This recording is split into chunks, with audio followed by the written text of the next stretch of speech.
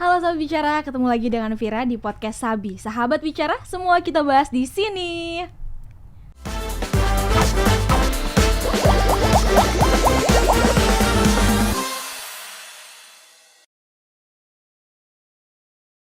Sahabat Bicara, potensi bahari Indonesia tersebar dari Sabang sampai Merauke. Bagaimana banyaknya kekayaan sumber daya alam yang di dalam laut, karena Indonesia secara gitu kan, Indonesia negara kepulauan yang terdiri dari banyak pulau tentunya dan juga banyak lautnya gitu. Dan Vira di sini sudah dengan narasumber Naufal. Ya. Selamat datang Naufal di podcast Sabi. Terima kasih Vira, terima kasih sudah mengundang. Ya, nah Sahabat Bicara, Naufal ini adalah seorang underwater photographer gitu ya. Iya, bisa dibilang begitu. Oke, jadi basically kerjaan lo tuh ngapain secara underwater photographer? Oke, basically underwater photography ya sebagai objeknya dan underwater photography sebagai subjeknya, ini adalah sebuah hobi ya. Oke. Hobi gua yang kadang-kadang ini bisa diprofesionalitaskan. Maksudnya bisa menghasilkan uang tapi kebanyakan ngabisin uang. Oke. Iya, kalau hobi dia ngabisin uang banyak, tapi kalau pekerjaan itu menghasilkan. Oke. Begitu. Ini adalah salah satu hobi yang paling gua gemari ya. Sudah cukup lama, sudah sekitar berjalan 4-5 tahun ya. Di bidang underwater fotografi. Agak ini. pricey tadi sempat mention ya. Ini juga nanti Sahabat Bicara kita akan ulas lebih lanjut tentang apa ini, ada kamera atau alat tempur apa ini gitu, Naufal. Nanti lebih lanjut akan kita bahas di tengah-tengah. Dan untuk sekedar sneak peek dikit-dikit tentang pembicaraan kita nih Sahabat Bicara, Vira udah punya beberapa foto, ini karya Naufal ya. Iya. Ada banyak lah pokoknya ya. Cuma ini kita keep dulu. Kita akan telusik lebih dalam lagi bagaimana ketertarikan awal lu mendalami dunia fotografi bawah laut ini. Awalnya kah apa dari support bokap lo atau teman circle gitu? Jadi kalau untuk underwater fotografi dan bagaimana gua bisa nyemplung gitu ya di underwater fotografi ini sih, awalnya karena memang basically gua ini suka foto ya. Suka fotografi dengan genre utama itu landscape. Juga wildlife dan travel fotografi. Itu sudah cukup lama digemari sejak usia SMP. Nah, hingga tahun 2016 gue mulai sertifikasi diving. Gue lihat kok dunia underwater ini bagus sekali gitu kan. Ini sesuatu yang memang seru banget kayaknya kalau moto-moto di sini. Tapi awal-awal itu gue lihat budgetnya kayaknya lumayan ini kan. Nah, sampai di 2018 gue berusaha oke lah bisa untuk invest di kamera. Gue coba dan akhirnya bisa suka gitu kan, karena dunia bawah laut itu dia cukup berbeda ya dengan wildlife di daratan, karena di situ dinamikanya banyak sekali, mulai terumbu karang yang warna-warni, ikannya yang kecil, yang besar, itu semuanya sesuatu yang fotogenik banget. Yang bikin sekarang jadi genre fotografi utama yang gue suka gitu. 2018 tuh masih kuliah berarti kan?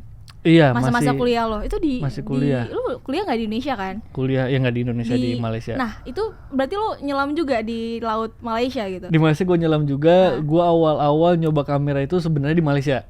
Iya, itu dipinjemin sama guide gue waktu itu, punya kamera. Basic nggak ini sih, nggak minjam waktu itu gue tahun untuk nyewa nih, coba nih kamera berapa nih bang, gini-gini. Oke, sewa gitu kan. Satu paket lah ya, banyak. Satu paket gitu kan, kamera yang kecil, gue coba foto-foto, seru. Habis itu gue cari tahu lagi, cari tahu lebih banyak lagi, lebih dalam lagi bagaimana sih underwater fotografi ini, dan bagaimana untuk pemula. Gue rasa asik banget gitu ya. Udah keterusan sejak saat itu. Definisi singkatnya fotografi underwater itu apa? Apakah orang-orang yang hanya nyemplungin kamera ke dalam laut, pantai, atau ada definisi khusus yang lu ketahui? Underwater photographer itu adalah sekumpulan orang ya yang memotret di dalam air menggunakan satu set kamera atau underwater kamera system yang seperti di samping ini. Itu sebenarnya kamera daratan seperti biasa, seperti merek-merek yang ada di Jepang atau merek-merek Eropa. Tetapi yang berbeda adalah kamera itu menggunakan housing rumahnya. Gitu. Ini ada housing, ada dome, dan ada lampu-lampuan sebenarnya. Tapi nggak gua bawa karena untuk simple aja gitu ya. Perlu ada lampu karena di dalam laut tuh gelap gitu ya? Bukan gelap sih sebenarnya, terang, sangat visible sekali. Cuma kan setiap kedalaman itu warna akan hilang.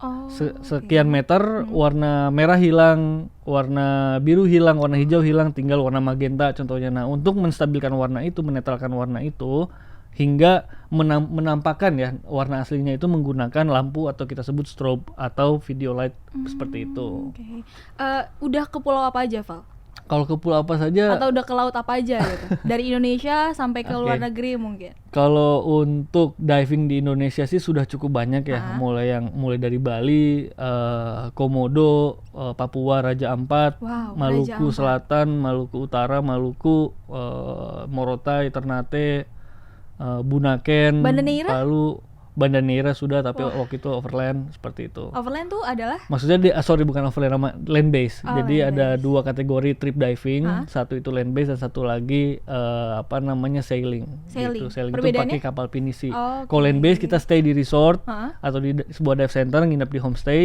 Tapi kalau sailing itu kita tidurnya, aktivitasnya segala macam itu dari kapal pinisi. Kita berpindah-pindah dari satu pulau ke pulau lain, dari laut satu ke laut yang lain, seperti itu. udah sampai ke Raja Ampat.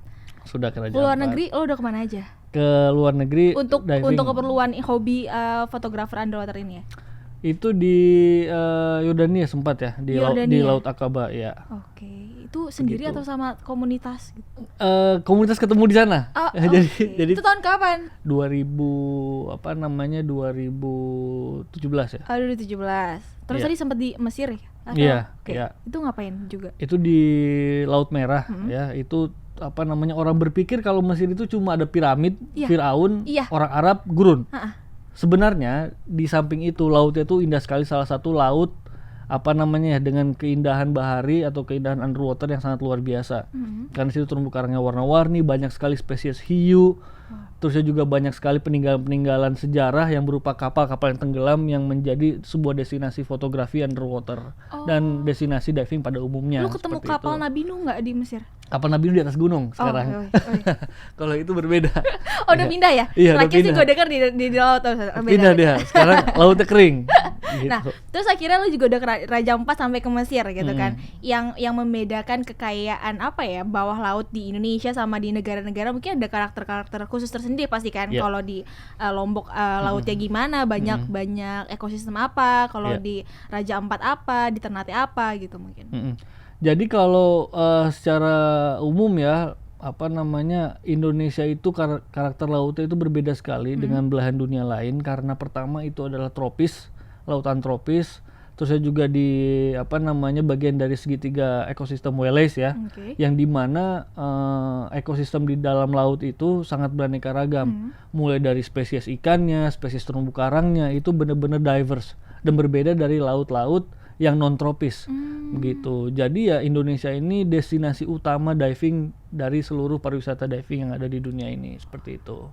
Totali sekali nyemplung. Tapi lu berarti ada latihan juga nggak sih, latihan khusus buat nyelam juga, karena kan kedalaman pasti dalam banget kan? Ya. Gimana awal, mungkin ceritain secara garis besar awal mula lu akhirnya berani buat oke nih gue fokus di hobi ini gitu kan, Oke. karena akhirnya juga apa cuan juga kan, cuan Iya. juga gak sih, Iya. banyak kompetisi Iya. lomba fotografi kan. Mulai dari kompetisi, mulai dari tawaran job untuk foto trip seperti itu, dan banyak sekali ya potensi-potensi kedepannya. Nah, tapi kalau untuk training diving itu kan, kalau untuk kita ingin diving itu kita harus certified. Oke. Begitu, harus certified dan ada beberapa tahapannya. Nah, waktu itu pertama kali gue memang suka berenang, suka laut karena pantai indah gitu kan. Gue berpikir, wah coba deh diving gitu kan. Akhirnya ikut salah satu perguruan ya, atau apa namanya, dive school. Dive school. Ya, dive school di salah satu dive school di Jakarta. Dan di situ gue ambil sertifikasi di sana selama beberapa hari, beberapa minggu itu course teori segala macam, mulai dari fisiologi, mulai dari apa namanya macam-macam ya. Teorinya, Ya, teknikal. teori diving lah. Seperti itu, teori diving, teori fisik segala macam, bagaimana kita apa namanya beraktivitas dalam air, aspek safety-nya seperti apa, karena diving ini memang harus safety sekali. Jadi memang wajib certified. Jadi kalau mau jadi fotografi bawah laut Iya. gitu ya, harus punya skill menyelam, diving, sama juga fotografi. Kalau untuk sertifikasi underwater fotografi sih memang dia terpisah, karena kan tadi gue bilang dia ada apa namanya tingkatan sertifikasinya ya. Nah, dia ada khusus memang untuk underwater fotografi. Tapi kalau kita tidak punya itu sih tidak apa-apa, asalkan kita minimal sudah advance. Begitu. Jadi kan yang pertama itu adalah open water gitu ya, atau basic sekali dengan maksimal kedalaman 20 meter dengan kategori situasi laut yang tenang dan terang. Ya kan? Nah, itu awal-awalnya lah itu tidak begitu disarankan lah untuk pakai kamera yang besar ini, karena karena kalau kita tidak punya skill safety tentang diri sendiri, itu kita akan fokus sama kamera ini dan akhirnya lupa, ketinggalan sama teman-teman yang lain. Kita bingung sendiri ini signalnya kemana, cara naik ke atasnya bagaimana. Nah Tetap itu harus punya skill diving betul, gitu ya. itu biasanya diajarkan di level yang berikutnya, yaitu di advance. Nyelam Seperti itu. paling dalam berapa kilometer ke dalam? Kalau kilometer sih itu kapal selam ya. Oh iya, lupa gue. Oke, kedalaman berapa meter di bawah laut yang pernah lu dalami gitu? Paling dalam sih gue pernah di 47 meter. Itu rasanya gimana, Val? Itu Berada di 47 meter di bawah laut. 47 meter dalam laut yang pertama cukup serem karena ini penyelaman terdalam gua dan gue cuma bertiga. Di laut apa? Ini di Pasifik, sudah masuk di Pasifik, di lepas pantai Morotai Utara. Itu kita lagi eksplorasi kapal perang Jepang yang belum ada namanya, belum ada di map, belum ada di Google. Cuma ada 1-2 orang guide yang tahu, guide lokal di sana tempat itu, dan gue diajak ke sana untuk moto sebagai orang pertama yang foto kapal ini. Gitu. Sampai sekarang sih belum tahu namanya apa, cuma kita bilang Rorasa Wreck karena ada di desa Rorasa, pantai Rorasa. Nah di situ situasinya saat itu karang-karang nggak ada, cuma ada kapal aja besar sekali, mungkin 100 meteran ya kapal itu. Dan di situ body gue cukup jauh, jadi agak serem juga di situ karena gue pengen ngambil foto dari bagian belakangnya, bagian belakang kapalnya, jadi biar dapat semua. Tapi dive komputer gue sudah berisik, sudah tinut-tinut. Pas gue lihat sudah 47 meter. Itu terlalu dalam. Biasanya berapa meter? Sebenarnya yang disarankan sih maksimal 40 meter untuk safety. Untuk safety normally 40 meter. Cuma ya jangan sampai terlalu dalam dan terlalu lama karena nanti efeknya kita bisa narkosis, bisa aspek safety-nya bisa terancam lah. Tapi untungnya gue masih ada buddy saat itu, dia masih lihat gue masih lihat dia meskipun gue agak dalam. Ya tapi kita bisa keluar dengan safety lah. Dan lu membawa kamera ini? Kamera satu lagi ya, yang ini kurang lebih bentuknya mirip bentuknya mirip ya, bentuknya mungkin mirip. boleh diceritain ke apa sahabat bicara ini ada objek apa aja, ada tools apa aja di kamera selam fotografi underwater ini. Oke, jadi ini housingnya ya, apa namanya, sorry ini boleh pindahin ya, ke center aja mungkin. Ini underwater camera system yang memang very simple. Di sini tanpa ada lampu-lampu atau strobe atau video light atau lampu-lampu apapun, tidak ada armnya. Ini versi simple yang dimana biasa kita pakai ini untuk di laut ya, tapi kalau nggak ada lampu-lampu kita bisa mungkin cuma sampai 10-15 meter, tapi setelah itu bakal hijau semua. Lebih baik pakai lampu biar warnanya nyala. Dan itu ada tali itu kayak ini tali buat ngepegangnya, buat megang gitu ya? buat megang bawa kemana-mana. Di sini ada housing ya, ini housing. Sorry, merek Nauticam. Cukup berat. Tapi kalau di dalam air ini 0 kg. Ini kalau di daratan berapa kilo ini kira-kira di? Ini mungkin lebih dari 5 kilo ya, 5 kilo lebih. Nah ini ada housing, terus ada dome, yang ini dome besar. Jadi kita bisa foto dalam lautnya dan di atas permukaan itu bisa kita foto. Terus di dalam ini ada kamera ya, ada kamera DSLR. Ini saya pakai Canon 5D SR dengan Canon fisheye lensanya 8-15 mm.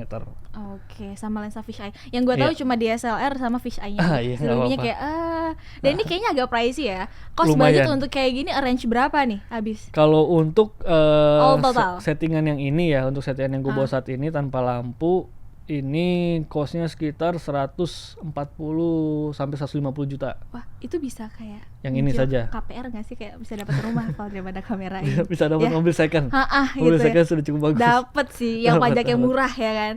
Oke, Val, dari kamera yang semahal dan wow ini ya, dan menghasilkan foto-foto ini kemudian ya. Iya, maaf itu terbalik sedikit. Oh iya, begini. Iya. Ini ada banyak fotonya, mungkin yang pertama tuh Vira tertarik sama yang ini, Val.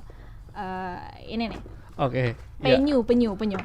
Gimana cerita lo singkat aja dapetin foto ini gitu? Ini foto di Raja Ampat tahun 2021 bulan April ya, April.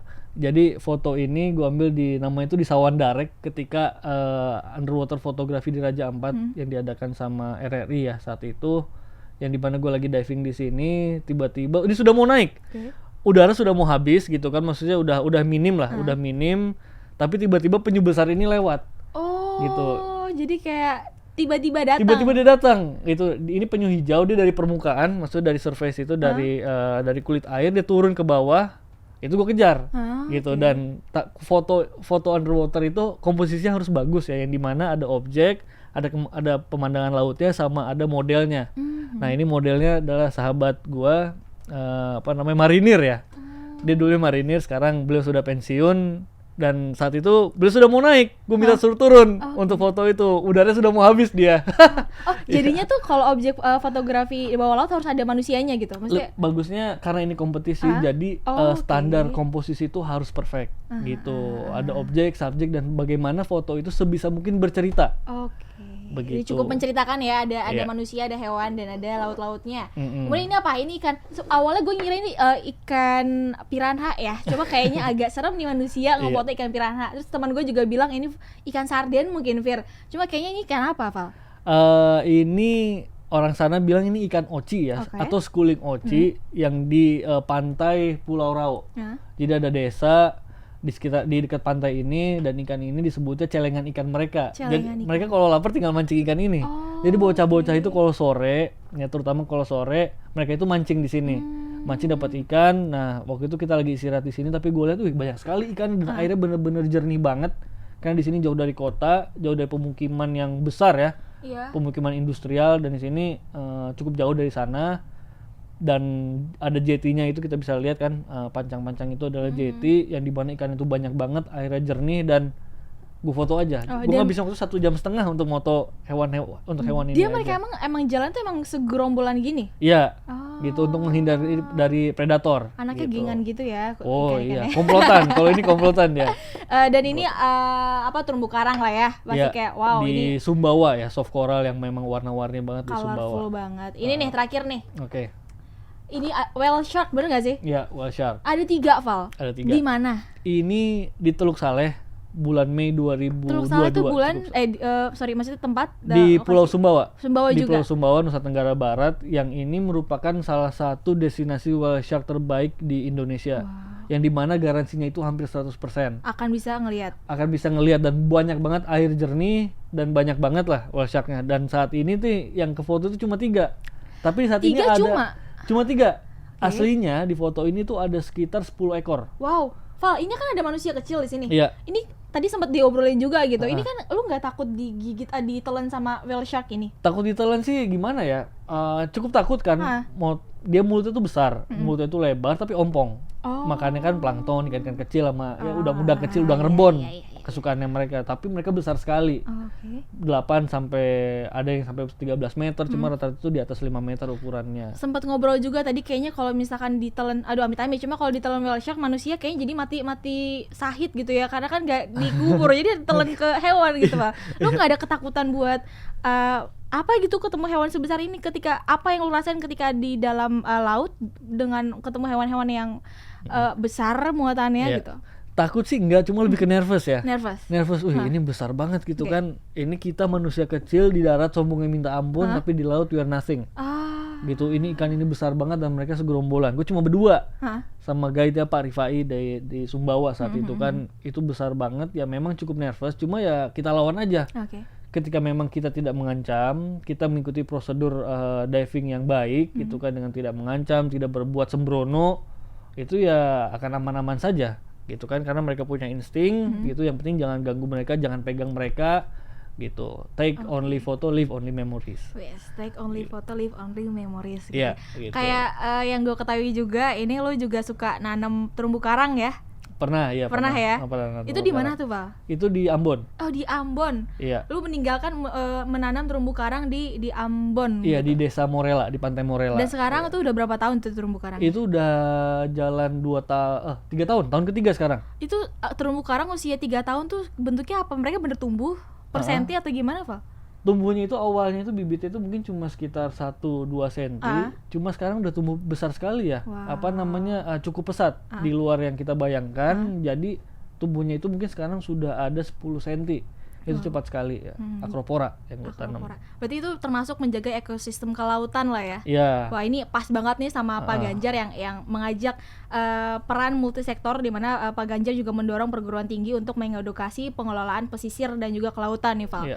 Tepatnya di Semarang, September tahun lalu ini Pak Ganjar selaku Gubernur Jawa Tengah mendorong perguruan tinggi dan sektor lainnya untuk bahu-membahu mengedukasi terkait pengelolaan wilayah pesisir dan juga kelautan. Sahabat Bicara, di mana diantaranya juga concern terhadap overfishing, Iya. terus juga adanya penangkapan ikan yang berlebihan, dan adanya potensi bencana di pesisir selatan dan utara Jawa. Dan di sini nih Pak Ganjar memberikan gambaran di wilayah pesisir Pulau Jawa, baik pesisir selatan maupun utara, untuk memiliki potensi yang berbeda dan mampu dimanfaatkan dengan secara baik gitu. Noval melihat adanya sosok pemimpin yang concern terhadap kelautan dan kemaritiman. Gimana pendapat lo? Apakah ini suatu aksi yang layak untuk diapresiasi dan didukung gitu? Betul. Tentunya Indonesia merindukan seorang pemimpin ya yang memiliki concern terhadap aspek maritim negaranya, yang dimana kelautan kita ini sangat kaya sekali, potensi maritimnya besar sekali, yang dimana sekarang ini baru 25%. Per 2021 saya baca dari artikel yang diterbitkan oleh Kadin gitu kan, negara baru mengoptimalisasi 25% aspek maritimnya, yang dimana masih kecil sekali, dan potensi ekonomi itu sudah 1,15 triliun dolar. Nah di segini ini masih kurang. Indonesia negara laut yang luas, yang punya potensi maritim yang besar, tapi bukan negara maritim. Negara agraris juga bukan, negara maritim juga bukan, industri juga bukan.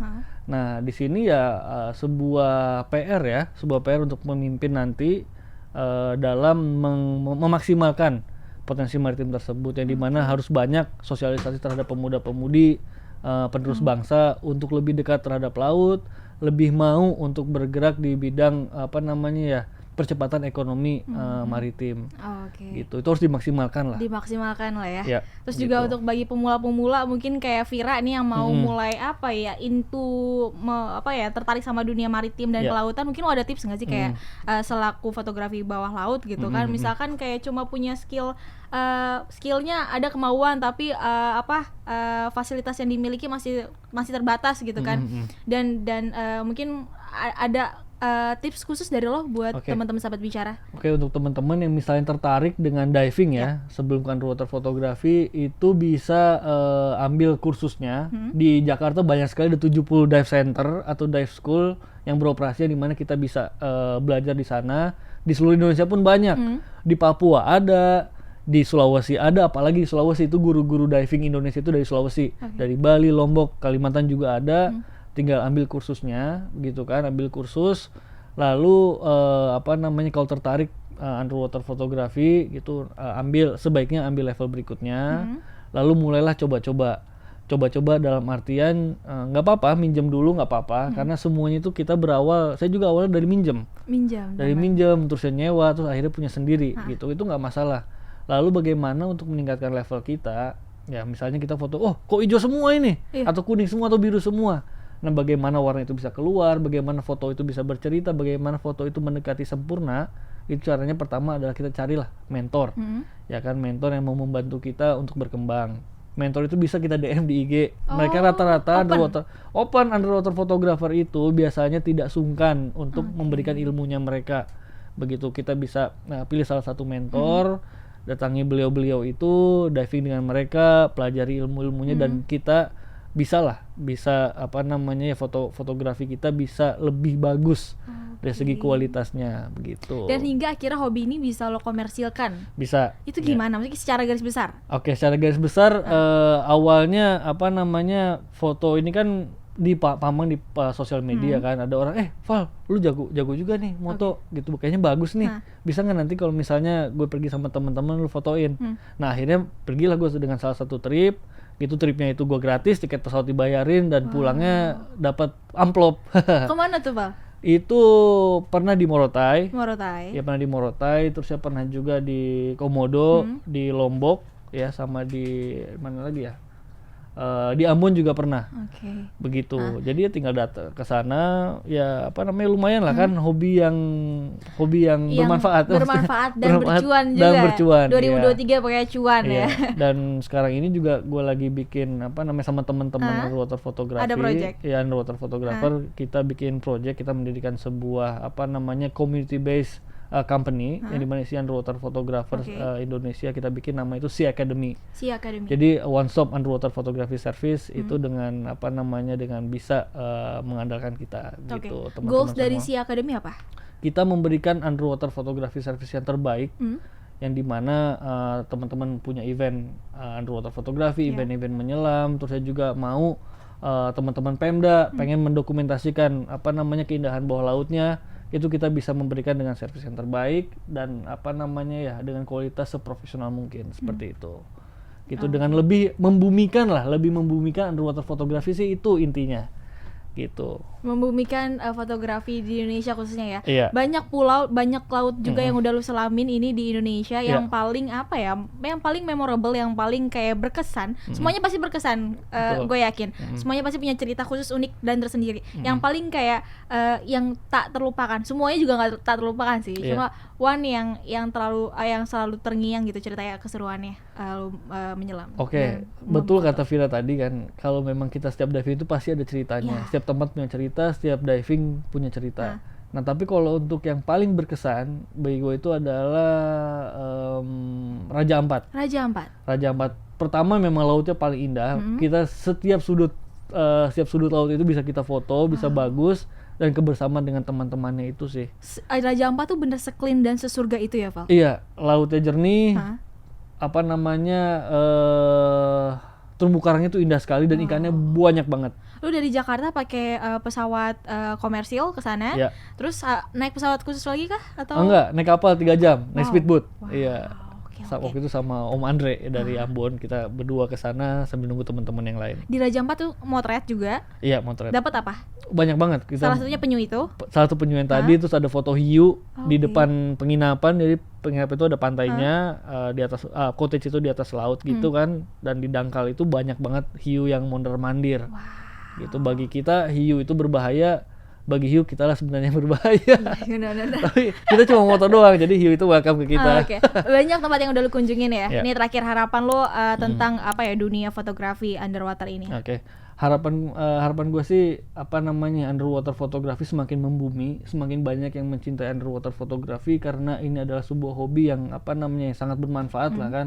Yang pertama, kita menjadi lebih mengenali negara kita itu pada dasarnya itu apa sih, laut seperti itu kan. Dan yang sangat gue harapkan adalah teman-teman underwater photographer semakin maju, karyanya semakin mendunia, dan semakin Indonesia dikenal secara umumnya di dunia perdivingan dunia. Begitu. Amin. Nah, thank you banget Noval udah mau sharing-sharing di sini. Semoga semua project apa yang akan dijalankan tahun ini nanti berjalan dengan lancar. Salah satunya Sea Academy tadi. Terima kasih. Terus juga apa ya? Seru banget ngobrol sama Noval kali ini ya. Terima kasih. Dan sahabat bicara, kita sudah berada di penghujung apa nih ya, episode ya, penghujung waktu. Dan kembali Vira ingatkan untuk teman-teman sahabat bicara yang ingin mendapatkan merchandise seperti mug, juga tumbler, kemeja dan topi bisa didapatkan di berbagai platform e-commerce seperti di Shopee dan juga di Tokopedia. Dan untuk mengikuti update nih kapan podcast Sabi tayang, bisa didapatkan di Instagram, Twitter, dan juga di Facebook. Sahabat bicara, itu dia pembicaraan kita dengan seorang fotografi bawah laut, Noval Hisnul. Ya, terima kasih banyak. Sama-sama. Vira Salkiri, Vira pamit undur diri, dan Noval juga pamit undur diri. See ya. Makasih.